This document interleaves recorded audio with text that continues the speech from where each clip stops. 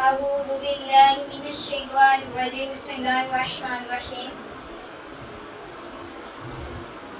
نحمده ونصلي على رسوله الكريم أما بعد فأعوذ بالله من الشيطان الرجيم بسم الله الرحمن الرحيم إن الله وملائكته يصلون على النبي يا أيها الذين آمنوا صلوا عليه وسلموا تسليما الصلاة والسلام عليك يا رسول الله الصلاة والسلام عليك يا حبيب الله الصلاة والسلام عليك يا نبي الله وعلى آلك وصحبك يا نور من نور الله. سب سے پہلے آپ سب کو میری طرف سے السلام علیکم ورحمۃ اللہ وبرکاتہ. جیسا کہ عید الفطر گزر کر گئی ہے، سب کو میری طرف سے عید الفطر مبارک ہو بہت بہت. اور ہم ویڈیو بھی اس وجہ سے اپلوڈ نہیں کر سکے کہ عید کی چھٹیاں تھیں، تو انشاءاللہ آج ہم اللہ تعالیٰ کے فضل و کرم سے آج حدیث مبارکہ پیش کریں گے. اللہ تعالیٰ ہم سب کو سن کر عمل کرنے کی توفیق عطا فرمائے. تو ویڈیو کو لائک کریں، شیئر کریں، کمنٹ کریں اور سبسکرائب بھی کریں. بیل آئیکن کو بھی دبا لیجئے تاکہ آنے والی ہر ویڈیو آپ تک پہنچتی رہے. تو آئیے ہم اپنی حدیث کو پیش کرتے ہیں. بسم اللہ الرحمن الرحیم. اس آیت میں ایک تجارت کا تذکرہ ہے جس کا پہلا ثمر یہ ہے کہ وہ عذاب الہی سے نجات دلانے والی ہے. وہ تجارت یہ ہے کہ ہم خدا اور اس کے رسول صلی اللہ علیہ وسلم پر ایمان لائیں اور خدا کی راہ میں اپنے جان و مال کے ساتھ جہاد کریں. یہ وہ کام ہے جو ہمارے لیے سرخرو ہے. اگر ہم میں کچھ بھی عقل ہے، اس ملک کا کام پر ہمیں کیا منافع ملے گا؟ ہماری تمام لغزشوں اور کوتاہیوں کو ایک دم معاف کر دیا جائے گا اور آخرت میں بڑی بڑی نعمتوں سے سرفراز کیا جائے گا. یہی بہت بڑی کامیابی اور سرفرازی ہے. مگر اس پر بس نہیں، بلکہ ہماری چاہتی چیز بھی ہمیں دی جائے گی. جو چیز ہمیں پسند ہوگی وہ بھی دے دی جائے گی، اور وہ دنیا کی سرسبزی اور نصرت و کامیابی اور دشمنوں پر غلبہ حکمرانی ہے. اللہ تعالیٰ ہم سے دو چیزوں کا مطالبہ کیا. اول یہ کہ ہم خدا اور اس کے رسول پر ایمان لائیں. دوسرا یہ کہ اپنے جان مال سے خدا کی راہ میں جہاد کریں، اور اس کے بدلے میں دو چیزوں کی ہم سے ضمانت کی: آخرت میں جنت اور ابدی چین اور راحت، اور دنیا میں نصرت و کامیابی. پہلی چیز جو ہم سے مطلوب ہے وہ ایمان ہے. ظاہر ہے کہ ہماری اس طریقہ کا منشا بھی یہی ہے کہ یہ ہمیں حقیقی ایمان کی دولت نصیب ہو.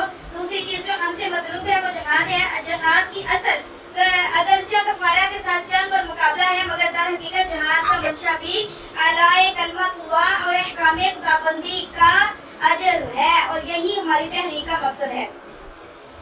بس معلوم ہوا کہ جیسا کرنے کے بعد کی زندگی کا خوشگوار ہونا اور جنت کی نعمتوں سے سرفراز ہونا خدا اور رسول صلی اللہ علیہ وسلم پر ایمان لانے اور اس کی راہ میں جدوجہد کرنے پر موقوف ہے. ایسا ہی دنیاوی زندگی کی خوشگواری اور دنیا کی نعمتوں سے منافع ہونا بھی اس پر موقوف ہے کہ ہم خدا اور رسول صلی اللہ علیہ وسلم پر ایمان لائے اور اپنے تمام جدوجہد کو اس کی راہ میں صرف کیا. اور جب ہم اس کام کو انجام دے لیں گے، یعنی خدا رسول صلی اللہ علیہ وسلم پر ایمان لے آئے اور اس کی راہ میں جدوجہد کر کے اپنے آپ کو ایمان صالحہ سے راستہ بنا لیں گے، تو پھر ہم روئے زمین کی بادشاہت اور خلافت کے مستحق ہو جائیں گے اور سلطنت و حکومت ہمیں دے دی جائے گی.